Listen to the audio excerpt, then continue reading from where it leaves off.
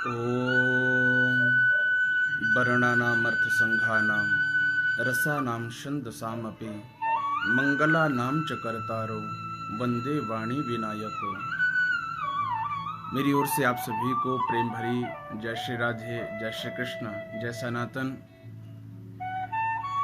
एक छोटा सा भाव हम आपस में साझा करें तो एक समय के बाद देवराजेंद्र किसानों से नाराज हो गए और उन्होंने ये घोषणा कर दी कि मैं 12 वर्षों तक बारिश नहीं करूंगा।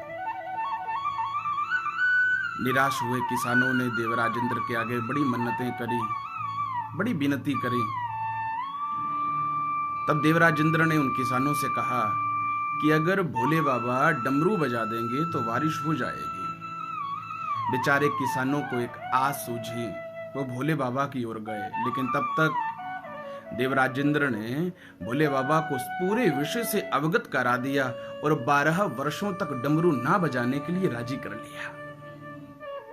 ये किसान भोले बाबा के पास जाकर के पहुंचे, आत्मसमर्पण कर दिया भोले बाबा के आगे। लेकिन भोले बाबा ने साफ शब्दों में कह दिया कि मैं 12 वर्षों तक डमरू बिल्कुल भी नहीं बजाऊंगा, साफ मना कर दिया। अब इन किसानों के पास और कोई चारा भी नहीं था। निराश हुए बेचारे किसान पुनः वापिस अपने घरों को लौट करके आए। अब ये किसान 12 वर्षों तक खेती नहीं कर पाएंगे, इसी कारण से दुखी थे।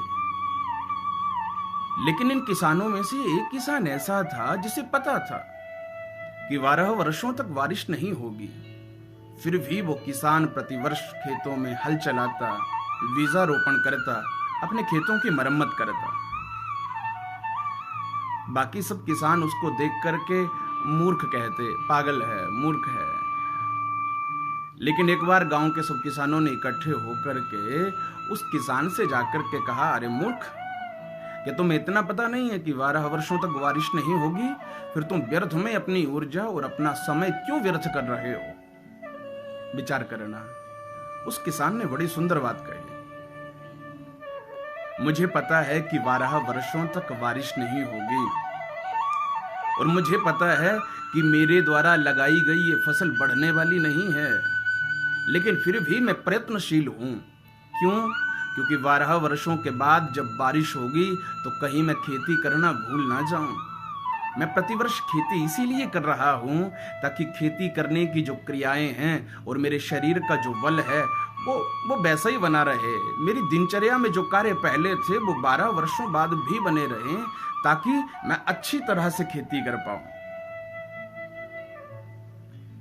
ये दृश्य भोले बाबा, मां भगवती, पार्वती भी देख रहे थे और माता पार्वती ने भोले बाबा से कहा, उस किसान की प्रशंसा करते हुए, भोले बाबा कहीं आप भी डमरू बजाना मत भूल जाना। भोले बाबा ने डमरू उठा करके नाद करते हुए कहा, देखा पार्वती, मैं डमरू बजाना नहीं बोला। जैसे ही भोले बाबा ने डमरू का नाद किया कि चौथे वर्ष ही बारिश हो गई। और जैसे ही बारिश हुई तो जिस किसान ने प्रतिवर्ष अपने खेतों में हल चलाया था और आज बीजा रोपण कर दिया था, उसके खेतों में बिल्कुल अच्छी सी फसल निकल आई, हरी भरी फसल हो गई। और बाकी के किसान निराश, हताश होकर के पुनः अपने घरों को लौट करके चले गए। मैं निवेदन करूंगा, लॉकडाउन खुलने का इंतजार करना भी बारिश की बूंदें गिरने के इंतजार जैसा ही है। लेकिन उस समय हम अगर अपने कार्य को करने के लिए समर्थ नहीं हुए, सक्षम नहीं हुए, प्रयत्नशील नहीं हुए, तो बहुत बड़ी दिक्कत का सामना करना पड़ेगा। ये लॉकडाउन आज खुले, 10 दिन बाद खुले, 15 दिन बाद खुले, 1 महीने बाद, 1 वर्ष बाद खुले, लेकिन हमें अपने कार्य को करना नहीं छोड़ना है। आप जिस कार्य में रत रहते हो, आप उस कार्य को बढ़ाओ, आप उसमें प्रयत्नशील रहो, मेहनत करते रहो। क्योंकि कहीं ऐसा ना हो कि जब लॉकडाउन खुले और आप अपने कार्य पे जाओ तो आपका मन ही ना लगे, आपसे कार्य किया ही ना जाए। और परिश्रम सफलता की कुंजी है। और हमारे संत भी कहते हैं कि अनाभ्यासेन विषम विद्या, आप अभ्यास करते रहें। बिना अभ्यास से तो विद्या भी विष के समान है। इसलिए विचार करना, निरंतर अभ्यास करते रहें, निरंतर प्रयत्नशील रहें। आप लोगों ने अक्सर देखा होगा, हम गांव के कुछ वृद्धों को देख करके कहते हैं, हे राम, अरे 80 साल का हो गया लेकिन 20 साल की जवानी आज भी उसमें है, इतना जोश से ये खेतों में काम करता है। क्यों? क्योंकि वो प्रयत्नशील रहा।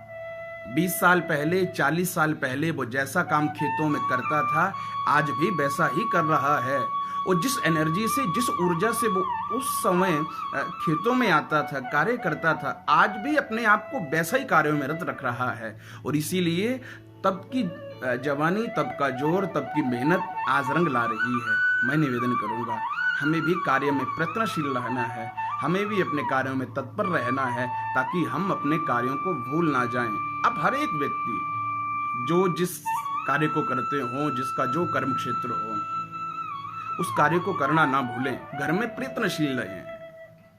और प्रयत्न सफलता की कुंजी है। मैं इन्हीं शब्दों के साथ अपनी वाणी को विराम दूंगा। जय श्री राधे, जय श्री कृष्ण, जय सनातन।